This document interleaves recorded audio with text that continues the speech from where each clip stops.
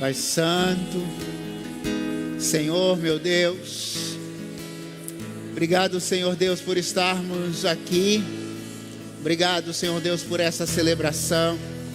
Obrigado por Tua presença. Quero, Deus, apresentar diante do Senhor, entregar as nossas vidas, entregar, Senhor Deus, as nossas petições, entregar, Senhor Deus, aquilo que temos clamado diante do Senhor. Ó Deus, por nossa comunidade de fé, por nossas células, por nossas lideranças, pela cidade de Guarapari, por nossa região, pelo Brasil, por nossas famílias, Pai. Nós entregamos em Tuas mãos, Senhor, porque nós sabemos que é só o Senhor, Deus, que pode fazer aquilo, Deus, que de fato nós não temos condições de fazer, e nós precisamos, Deus, do Senhor. Precisamos do extraordinário do Senhor. Precisamos, Deus, que as Tuas boas mãos estejam sobre nós, Pai. Deus, no nome de Jesus, não retire de nós, Pai, as Tuas mãos, porque ela nos protege, ela nos guia, ela nos direciona. Oh Deus, no nome de Jesus, que o Senhor seja com os meus irmãos nessa noite. O Senhor de fato, Pai, sonda os corações e conhece, Deus, cada intenção, cada anseio, cada lágrima derramada, cada preocupação, cada dor, Deus, que passa em nosso coração. Mas o Senhor é um Deus de resposta. O Senhor recolhe, Deus, nos céus as nossas lágrimas. Na verdade, o salmista diz que o Senhor guarda as nossas lágrimas em odres, Pai. Ó Senhor Jesus, eu sei que o Senhor se preocupa, Deus, com cada oração que o Senhor recebe agora nos céus. Deus, cada família aqui que tem orado, cada pai, cada mãe, cada adolescente, Pai, que passa por lutas, por crises espirituais, nessa noite, Jesus, recolhe nos céus, Pai, cada oração, no nome de Jesus, e o Senhor venha nos responder, porque nós somos carentes da Tua resposta, nós somos filhos do Senhor, e precisamos que o nosso Pai fale algo conosco, ainda seja o não, o sim, o espere.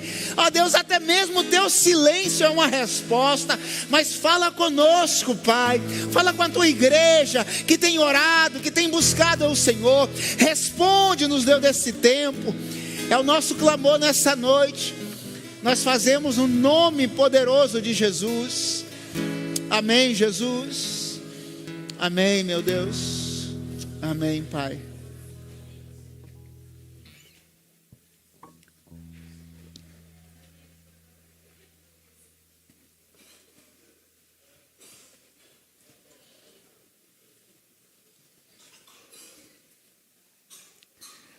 Atos capítulo 13.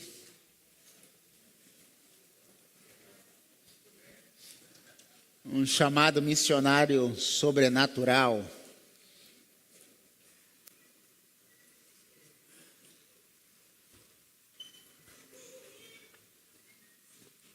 Atos capítulo 13,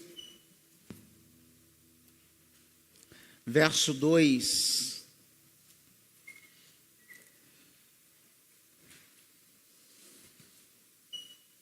Tem o banner da conferência, Breno? Atos 13, verso 2. Enquanto adoravam o Senhor e jejuavam, disse o Espírito Santo. Disse o Espírito Santo: separem Barnabé e Saulo para a obra a que eu tenho chamado. Assim, depois de jejuar e orar, impuseram-lhes as mãos e os enviaram. Amém, irmãos? Glória a Deus. Um chamado missionário sobrenatural. Antes, contudo, nós temos aqui a nossa conferência, irmãos, vai acontecer agora, no início do mês de agosto. As inscrições nós vamos finalizar no dia 29. Então, faça a sua inscrição. Temos vagas ainda. Esse valor que você está vendo aí, como eu já falei, é um valor simbólico. para só a gente cobrir as despesas com o palestrante, que está vindo de São Paulo. E é para toda a igreja, tá? O nome Conferência de Adoração não vai ficar falando só de técnicas, tá bom? Mas vai falar também sobre liderança, vai falar sobre compromisso, sobre pontualidade, assiduidade, enfim, né? Vai falar sobre várias áreas da liderança, da adoração. Então, a adoração não é só, essencialmente, quem canta, quem toca, né? Todo o serviço, tudo aquilo que nós prestamos aqui e fora daqui, é uma expressão da adoração. Então, e ele fala também para lideranças. Então, venha no nome do Senhor Jesus. O Fábio, ele é pastor da Igreja Verbo da Vida, em São Paulo, um dos pastores, né? É produtor musical, é baixista. Ele também é irmão de um dos maiores bateristas desse país, ou pelo menos já foi, não sei se surgiu outro, né? O Aposan. Então, é bem conhecido, produtor musical, toca com Thales e com outras pessoas aí. Mas, mais do que isso, é um cara realmente com um coração enorme. Conversei com ele essa semana, falando, né, para conhecer um pouco sobre a igreja e falando quem ele é, um pouco. A gente conhece de redes sociais, disso, daquilo. Mas faça a sua inscrição. Eu acredito que seja um tempo de muito crescimento para todos nós, entendermos um pouco para além desse momento aqui de adoração. Amém? Bom, irmãos, capítulo 13 de Atos é a viagem ou primeira viagem missionária do o apóstolo Paulo. Alguém aqui já fez uma viagem missionária? Já saiu da sua cidade, do seu estado, já fez uma viagem missionária? Se você puder levantar as mãos aí, glória a Deus. Pode ser no Brasil, fora, onde, qualquer... Amém, amém. Poucas pessoas, né? Oi? Pode ser no estado, fora do estado, pode ser, né? No planeta. Então, poucas pessoas, Elizabeth, fazer uma viagem missionária, Elizabeth. Uma viagem missionária. Vamos, Israel. Se sonhar, vamos sonhar esse negócio. 35 mil reais por pessoa. Quando eu estava no seminário, há pouco tempo, 19 anos atrás, eu fui a uma viagem missionária para Minas, aqui pertinho, Bom Sucesso, cidade bem pequena, mas uma cidade muito evangelizada pelo catolicismo. Antes de nós chegarmos lá, teve um padre na época que fez um trabalho de evangelização na cidade e distribuiu Bíblia na cidade inteira. Todas as casas, todas, irmãos, todas, tinham uma Bíblia. Literalmente. Só que nós não sabíamos, não fizemos o trabalho correto de conhecimento, enfim, né? E não sabíamos. Chegamos em 8 seminaristas, com paixão, vamos fazer tudo, vamos ganhar a cidade para Jesus. No primeiro dia, a porta na cara, pá, pá, pá. E não entrávamos em casa nenhuma. Gente, por que a gente não consegue entrar nas casas? Aí a família de missionários que estavam lá na cidade, aí ele foi apresentar a cidade falando que cada casa tinha uma Bíblia. E eles foram orientados para não receber os protestantes. Não poderia receber protestantes, porque nós iríamos desvirtuá-los com a nossa Bíblia. Aí nós pegamos a nossa Bíblia, guardamos, deixamos em casa e saímos sem Bíblia.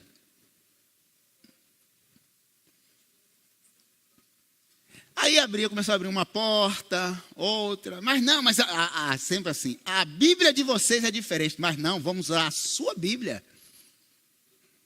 Pode abrir a sua Bíblia aí.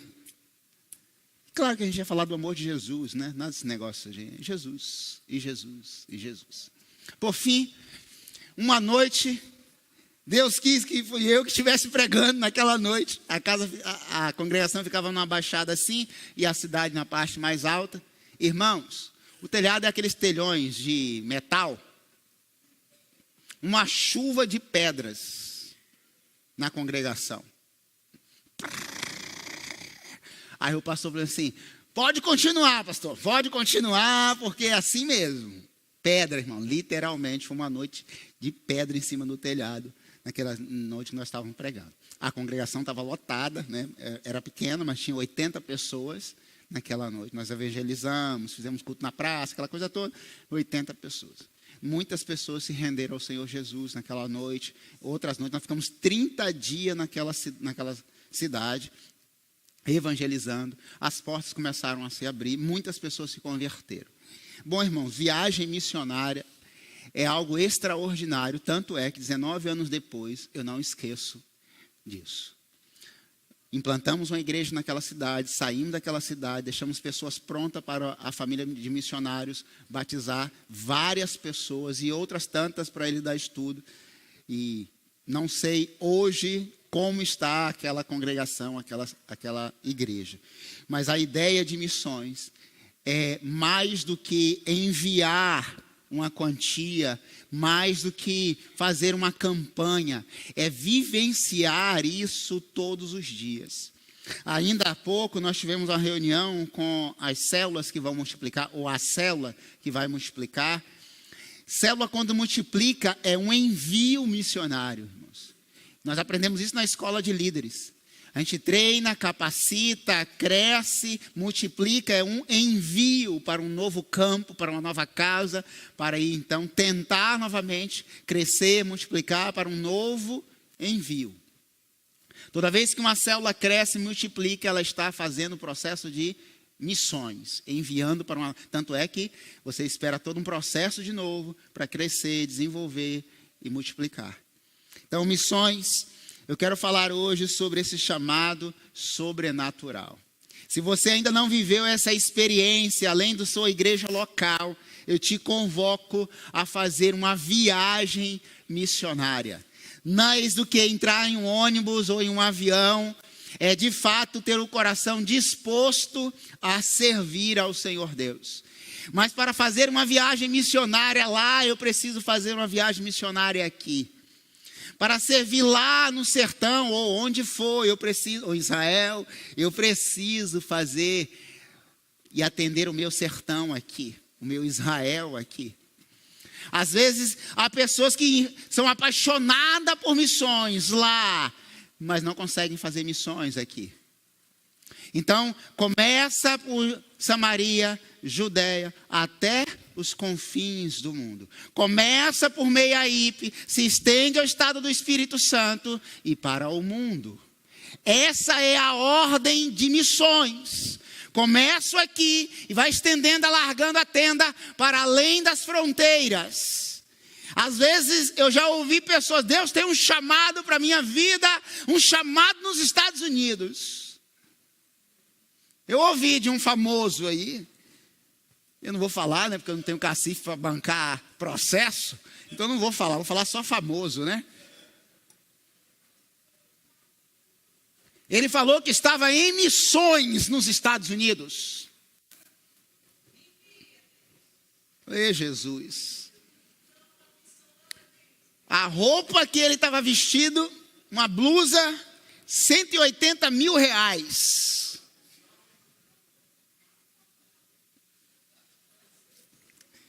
Não estou falando, irmãos, que na América não precise de missionários. Longe disso. Acredito que em todo o mundo precisa de pessoas para pregar o evangelho. Mas missões desse jeito, alguns querem, ou muitos desejam, mas poucos são enviados.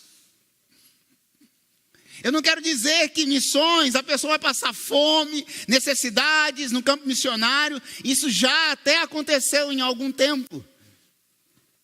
E nós somos como uma igreja batista que tem as juntas sustentam missionários e dão condições para que os missionários vivam disso pelo sustento que a igreja no Brasil sustentam esses missionários. Mas já tivemos época em que missionários passavam de fato necessidade no campo. Então missão é de fato desafiador para a igreja. Mas eu quero que nós pensemos nessa noite que esse chamado missionário não é uma comissão para uma pessoa, mas é para uma igreja. Nós fomos chamados para fazer missões. Missão em Meiaípe, missão em Guarapari, missão no Estado do Espírito Santo, missão no Brasil, missão no mundo. Nós fomos, todos nós. Tanto é que a própria convenção mudou a estratégia de trabalhar missões. Antes era necessariamente um pastor, necessariamente uma missionária. Hoje não. Qualquer profissional liberal dentro da área, crente no Senhor, pode fazer missões. Um dentista, um médico, um pedreiro, um pintor, alguém pode fazer missões. Inclusive usar da sua profissão, dependendo do lugar, dependendo do país, dependendo da região, para evangelizar aquele lugar. E às vezes lugares que você não pode declarar abertamente. E aí você usa da estratégia daquilo que você tem, dos seus recursos pessoais, para evangelizar. Nesse texto em que lemos, Paulo estava fazendo a sua viagem missionária, a sua primeira viagem missionária. Paulo, irmãos, foi um missionário de mãos cheias. Por isso que a nossa lojinha ali, irmãos, é para missões. Missões precisam de recursos, mas antes missões precisam de pessoas. Pessoas que de fato queiram fazer alguma coisa no reino de Deus. Observem que no versículo 1, a palavra de Deus nos diz que na igreja de Antioquia haviam que mestres e profetas. Tinham muitos ali. Muitas pessoas capacitadas, muitas pessoas prontas, muitas pessoas aptas para fazer o reino de Deus. Muitos deles estavam ali há anos, prontos, na igreja, preparados, liderando. Mas vamos fazer missões? Deixa eu me preparar um pouco mais. O nosso campo hoje é aqui. O nosso campo agora são as nossas casas, os nossos lares, a nossa região, o nosso estado. Precisamos ir para além das fronteiras, mas precisamos estender a nossa tenda aqui e agora. Tinham muitos mestres e profetas, entre esses Barnabé, Saulo. Eles estavam ali. E a palavra de Deus nos diz que o Espírito Santo fala com eles. Irmãos, eu queria que você se atentasse ao verso 2. Enquanto adoravam o Senhor e jejuavam, disse o Espírito Santo.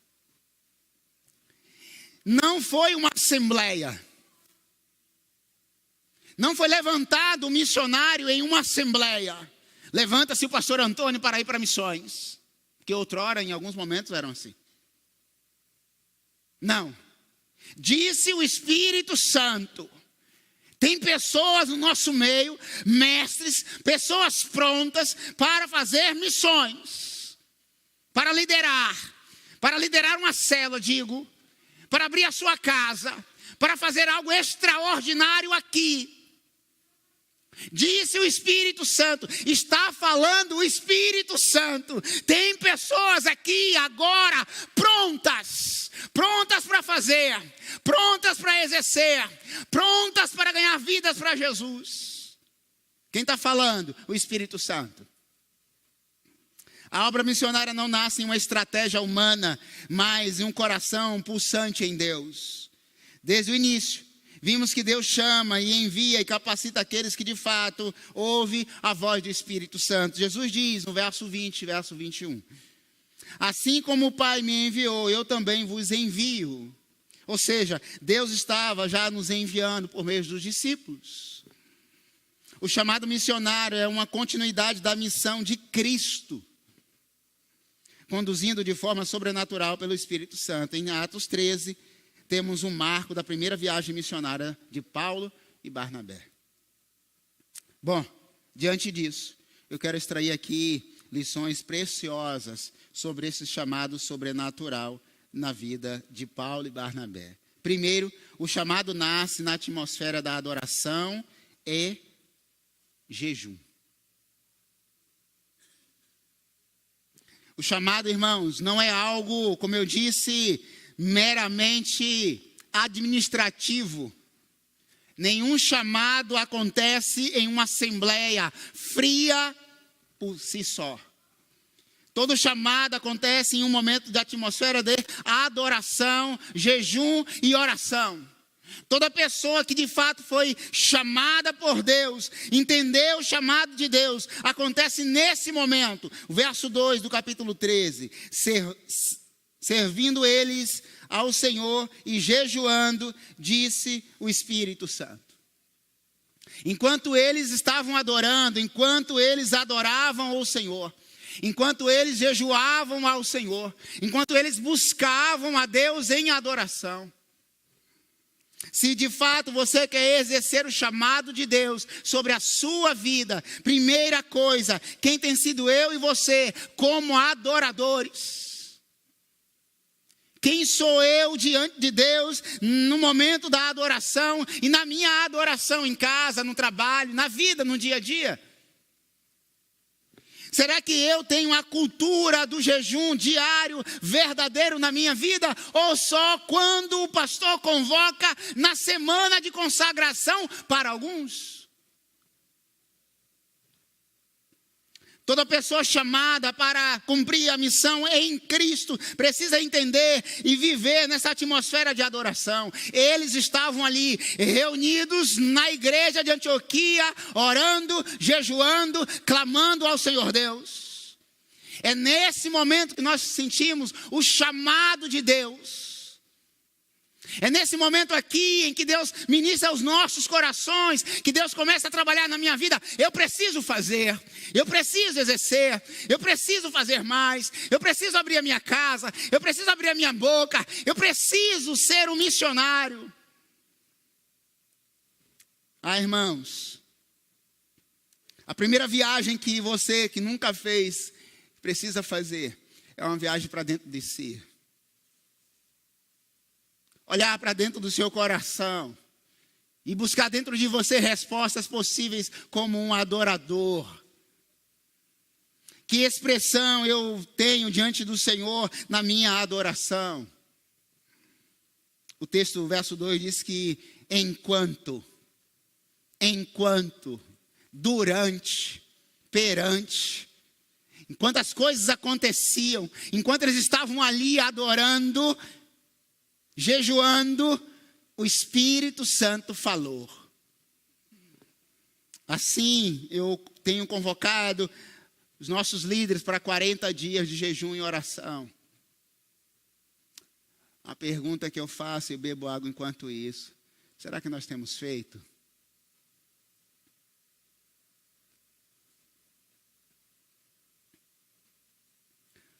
Um ambiente onde o chamado missionário sobrenatural acontece, não foi por acaso, foi intencional. A igreja de Antioquia estava orando e jejuando, buscando a direção de Deus. Quer saber a maturidade de uma igreja? Vá na celebração do meio-semana.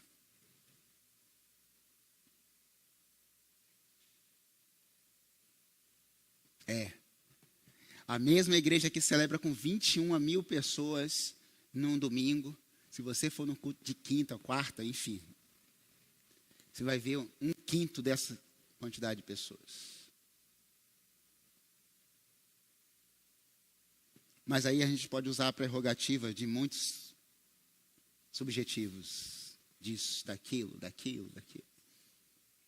Mas todos nós temos um tempo para nós. Nós temos um tempo para o serviço, nós temos um tempo. A verdade é que o tempo, quem faz, sou eu e você. Então, a primeira lição dessa noite é: se de fato eu e você somos chamados para uma obra missionária, ela acontece no momento da adoração e do jejum, enquanto adoravam e jejuavam.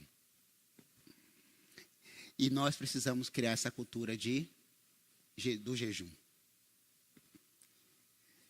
Jejuar, irmãos, não é só a ausência do alimento, é a presença do Espírito Santo.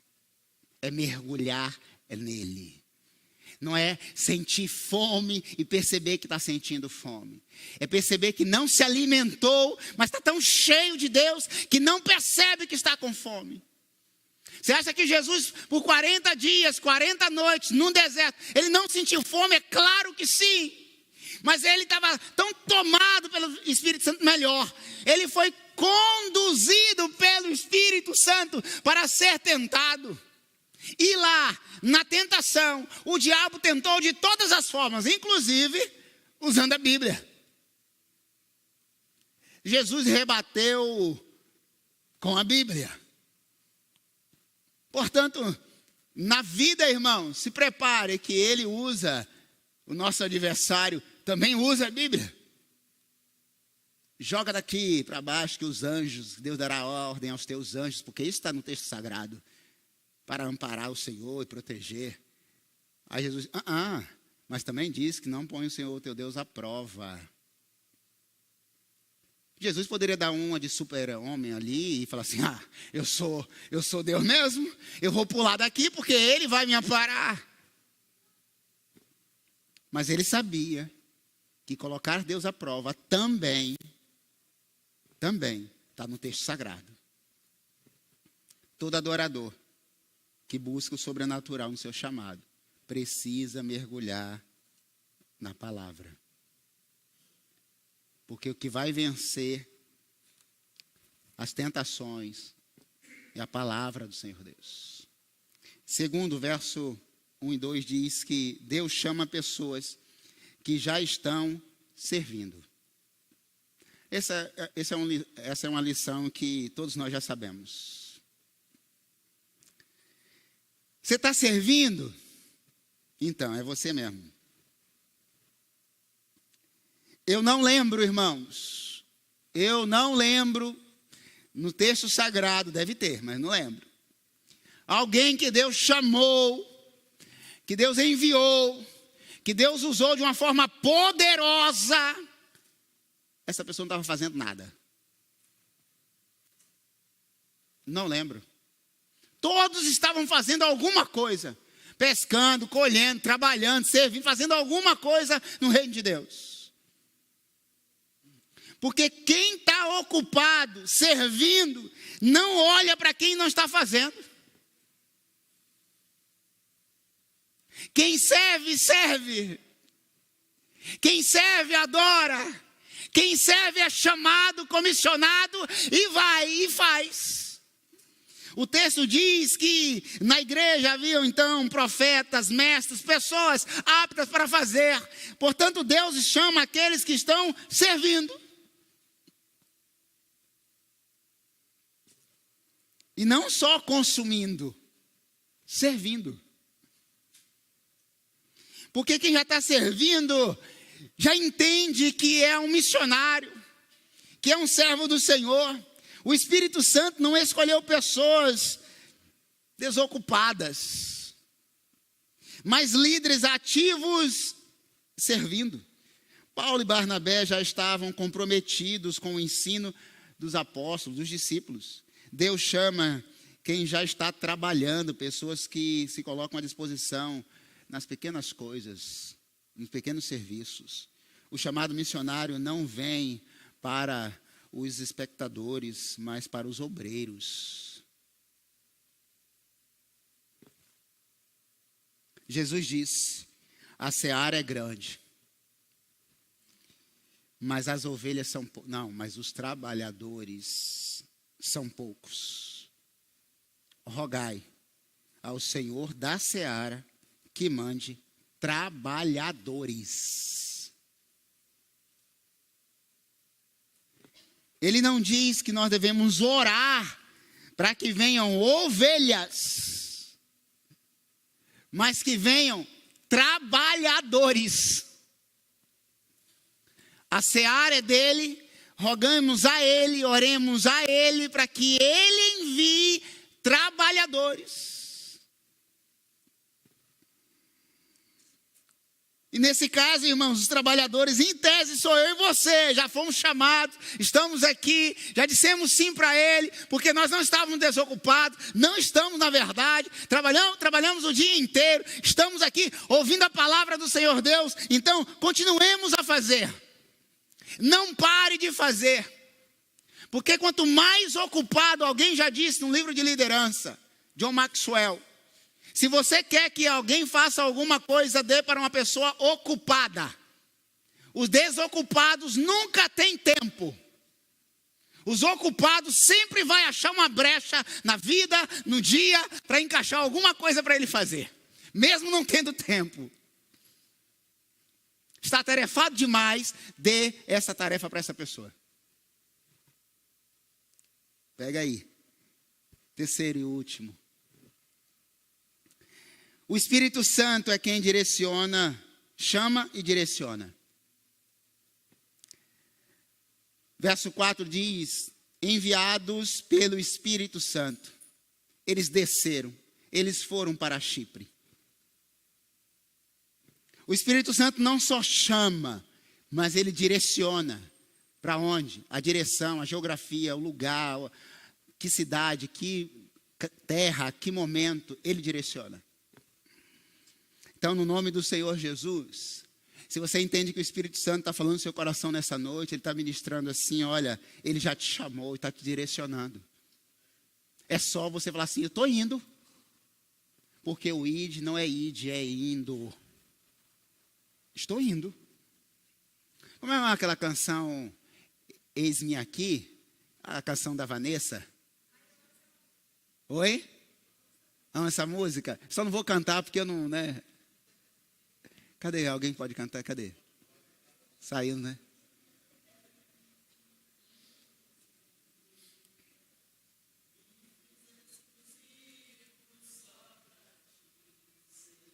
Ó.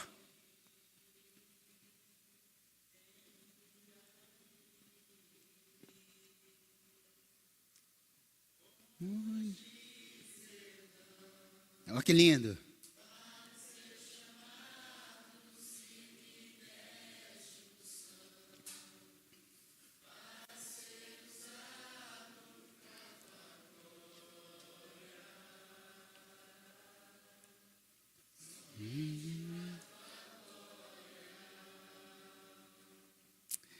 Como dizer não? Como dizer não? Mas quantos de nós temos dito não? Tem parte, às vezes, de canções que eu não canto, irmãos. Eu vou confessar para vocês. Algumas canções eu travo, engulo a seco. Muito bonito, muito verdadeiro, mas para mim naquele momento não é. Como dizer não para o teu chamado se me deste a unção? É verdade, não tem nada errado na canção não. A mentira é eu cantar. A mentira sou eu cantar isso. Porque eu vivo dizendo não. Não tenho tempo, não consigo, não vou, não posso, não quero, não dá. Enfim, não consigo. A minha casa não, o meu carro não. Enfim, já vira até uma canção, né? Não. Eu acho que deveríamos tirar essa canção. Ou não. Não sei. Oi? Boa. Pelo menos eu, não sei você. Eu estou falando por mim, né? Às vezes, tem algumas vezes eu travo. Aquela outra, essa de que, gastando tudo, ela é linda. A canção é maravilhosa, irmãos. É maravilhosa. Fala do João, que de fato, literalmente ali, ele vivia nos trapos. A roupa dele era trapo. Gafanhoto, mel, no deserto. Ele não era digno de fato, ele fala sobre isso. A canção é isso, está certa a canção, em alguns termos. Está errado sou eu cantar, porque eu não gasto tudo. Onde que eu gasto tudo? Eu não tenho nada nem para gastar, na verdade, né, nesse momento. Então tem algumas coisas que eu travo. Porque canção é teologia, às vezes errada, mas é teologia, irmãos. Canção é Bíblia, às vezes errado, mas é Bíblia. Então por isso que eu tenho que travar. Um dos princípios da pregação, né, da homilética é: eu não posso pregar aquilo que de fato eu não estou vivendo, ou ao menos tentando viver.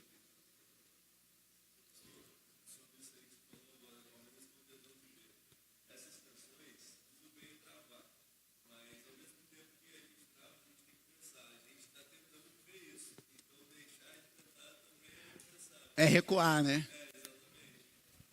É avançar. Essa canção mas enfim, é isso mesmo. É isso. O Espírito Santo é quem nos chama e nos direciona. Que nós possamos, irmãos, toda vez que nós cantarmos, lermos a palavra e Deus falar ao nosso coração, vamos dizer sim, vamos fazer, e vamos fazer, e vamos fazer. Nós temos missionário oficialmente aqui, né? A Elizabeth é uma missionária. O Ananias é um missionário, né? De título, digamos assim, né? Além do fazer. Mas todos nós somos missionários. Todos nós fomos chamados para isso. Então, cantemos essas canções e ouvimos essa palavra de Deus. O Espírito Santo separou, direcionou. Vamos fazer isso. E aí o último. A igreja envia com imposição de mãos e oração. Verso 3 diz que assim, depois de jejuar e orar, impuseram-lhe as mãos e os enviaram. O ano passado, quando nós colocamos os novos líderes de célula aqui, e impusemos as mãos e oramos por eles, nós enviamos. É isso, irmãos. O chamado é com oração e jejum. Outros no nome de Jesus. Mesmo com o chamado claro do Espírito Santo, a igreja participou do envio. Isso mostra que há um papel na comunidade na missão: impor as mãos. A imposição de mãos é representada aqui como autoridade espiritual. Então, muito cuidado por quem ou quem impõe as mãos sobre a sua cabeça. O envio missionário não é apenas um ato simbólico. É sinal da própria presença de Deus. Eu e você fomos chamados para fazer missões. Nossa região, expandir. Mas começa aqui e agora. Se nós fôssemos cantar essa canção, Como Dizer Não, você cantaria ela leve e frágil, essa canção hoje? Hoje você tem plena consciência de que é um missionário e está fazendo missões.